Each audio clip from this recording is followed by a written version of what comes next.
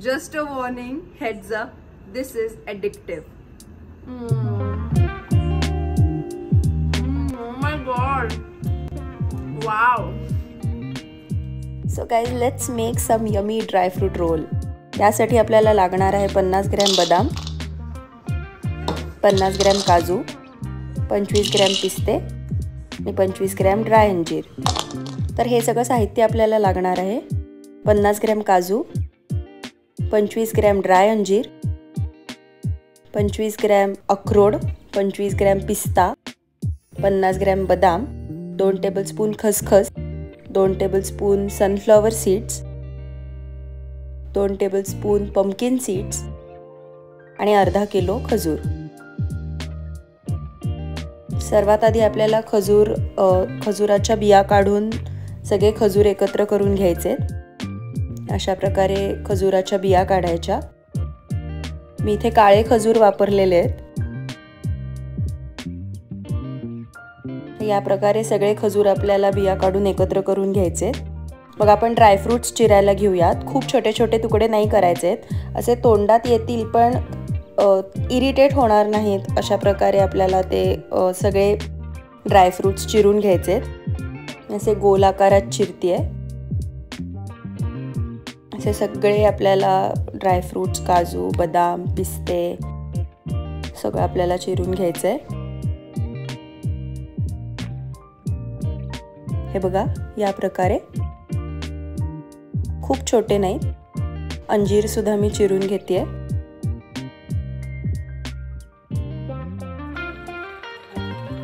आता माझ्याकडे हा खलबत्ता होता म्हणून मी हे खजूर खलबत्त्यामध्ये कुटणार आहे.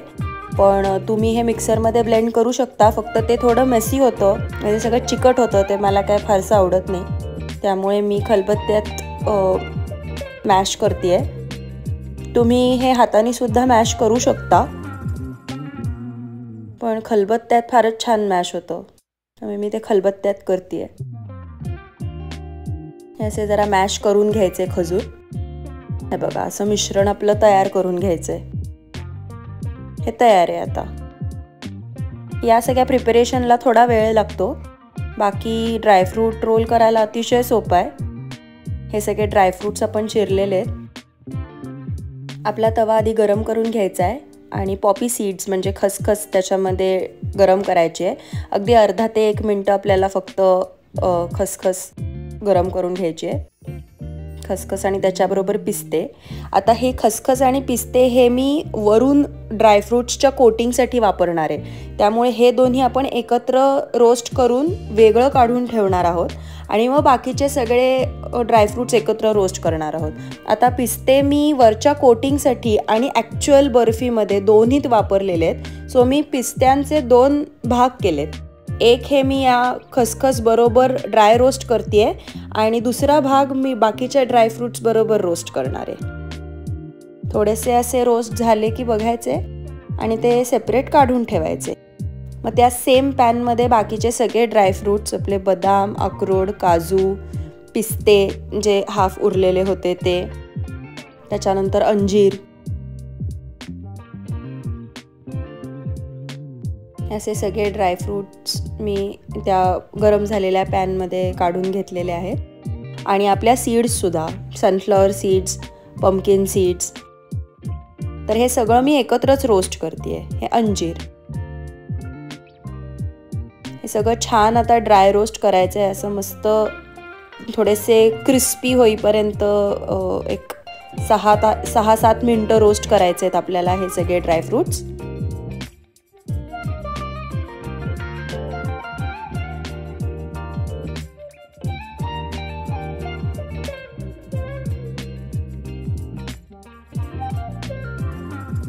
दहा 7 मिनिटाचे मस्त सगळे ड्रायफ्रूट्स एकत्र आपण रोस्ट करून घेऊयात. त्यानंतर ते काढून ठेवायचे. त्याच पॅनमध्ये मी 2 चमचे तूप घेतलंय.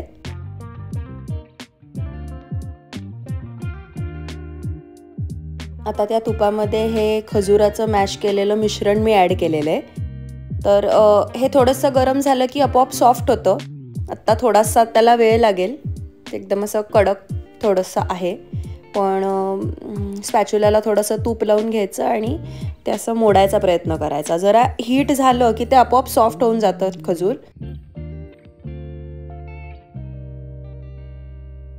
हे बघा, आपोआप सॉफ्ट झाले ते 2 मिनिटात.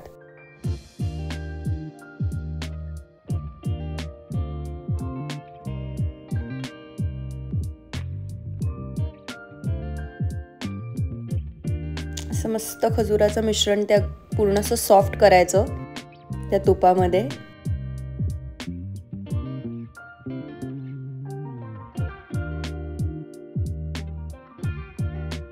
अगदी बारीक गॅस ठेवायचा आहे.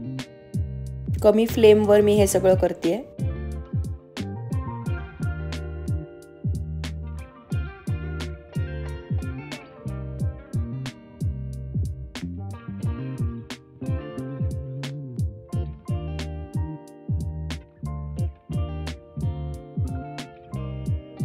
हे पूर्ण सॉफ्ट झालं की त्यामध्ये आपले सगळे रोस्ट केलेले ड्रायफ्रूट्स ॲड करायचे. आता हे दोन्ही मिळून एकत्र मिक्स करायचं आहे. अजूनही गॅस माझा लोवरच आहे. हे सगळं एकत्र असा गोळा होईपर्यंत मिश्रण मिक्स करायचं आहे.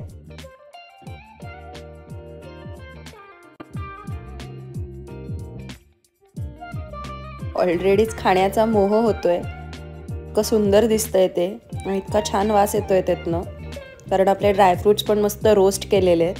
हे बघा, डेट्स आणि ड्रायफ्रूट्सचं असं सगळं मिश्रण असा गोळा होईपर्यंत मिक्स करायचं आणि मग गॅस बंद करून टाकायचा.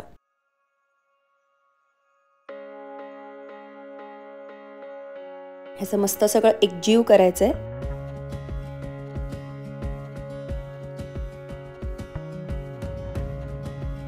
हे झालं की पॅन खाली काढून ठेवायचा.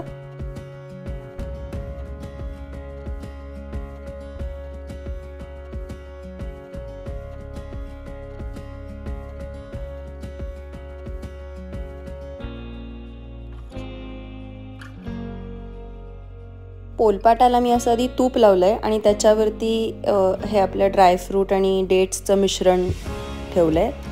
असं थोडंसं गरम असतानाच त्याला शेप द्यायला लागायचा. आता जरा गरम आहे. आता हा रोल फारच मोठा झालाय म्हणून मी तो हाफ करतेय आणि 2 ह्याच्यात डिवाइड करतेय.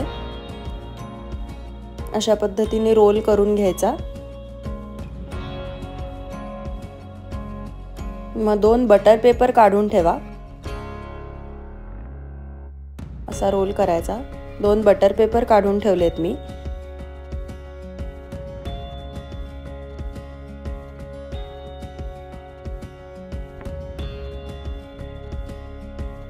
विसरले, पण बटर पेपरला आधीच तूप लावून घ्या आणि मग तो रोल त्याच्यावर ठेवा. दुसऱ्या बटर पेपरवर मी पिस्ता आणि खसखसचं मिश्रण ठेवलंय, जे आपण रोस्ट करून घेतलेलं आहे आणि त्यांनी आपण या आपल्या ड्रायफ्रूट रोलला कोटिंग करणार आहोत. अशा प्रकारे पूर्ण ड्रायफ्रूट रोलला कोटिंग होईल व्यवस्थित असं कोटिंग करून घ्यायचं आहे. हा ॲक्च्युअल ड्रायफ्रूट रोल माझ्या आईने केला आहे. मी बाकीची सगळी तयारी करून द्यायला तिला मदत केली आहे. आणि मग त्याच बटर पेपरमध्ये तो रोल गुंडाळून ठेवायचा आहे. सेम याच प्रकारे आता मी दुसरा रोल पण करणार आहे. म्हणजे माझी आई करणार आहे. ड्रायफ्रूट रोल म्हणजे माझी आणि ताईची अगदी आवडती डिश आहे. आई अशी कायम लहानपणापासून करून ठेवायची आणि मी आणि ताई येता जाता खात बसायचो. आता लग्न झाल्यामुळे आईकडनं शिकून घेऊन घरी करण्याची वेळ आली आहे. तर बॅक टू रेसिपी. पिस्ता आणि खसखसचं कोटिंग दुसऱ्या रोलला सुद्धा असं व्यवस्थित कोट करून घ्यायचंय.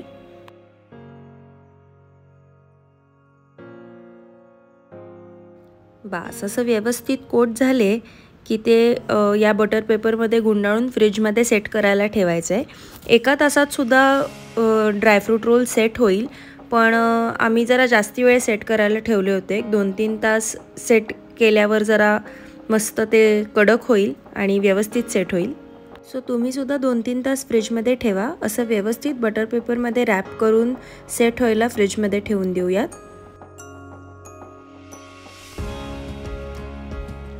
एक 2-3 तास झाले की आपले ड्रायफ्रूट रोल मस्त रेडी आहेत आणि आपल्याला ते आता कट करायचे आहेत. प्रचंड टेम्पटिंग आहेत हे. चवीला खूप जास्ती छान आहेत. म्हणजे एकदा खाल तर परत परत करत राहाल आणि खात राहाल. सगळ्यात चांगली गोष्ट म्हणजे जेव्हा आपण घरी करतो एखादी गोष्ट तेव्हा ती किती हेल्दी आहे हे आपल्याला माहिती असतं. बाहेरनं आणलेलं आपल्याला माहिती नसतं की खरंच त्यांनी त्याच्यात काय काय घातलेलं आहे. त्यामुळे आपण अगदी आनंदाने घरी केलेलं हवं तेवढं खाऊ शकतो. हे असे मिड डे स्नॅक्स म्हणून इतकं मस्त आहे, कारण ह्याच्यामध्ये ना गूळ आहे ना साखर आहे. सो हे लहान मुलांसाठी सुद्धा खूप छान आहे, एकदम हेल्दी आहे. पण आता शेवटी ड्रायफ्रूट्स आहे, त्यामुळे कितीही ॲडिक्टिव्ह असलं तरी सगळेच्या सगळे एकत्र खाऊन टाकू नका, कारण हे अगदीच असा प्रकार मी करू शकते म्हणून तुम्हाला सांगते आहे. खरंच खूप अमेझिंग टेस्टी आणि मोहक अशा या असे हे ड्रायफ्रूट रोल्स बनतात. नक्की करून बघा. Enjoy. So guys, our dry fruit roll is ready and I'm going to taste it. This is perfect for kids or people who are on a diet for a perfect sweet snack because it does not have any sugar or jaggery in this. So I'm going to taste this now.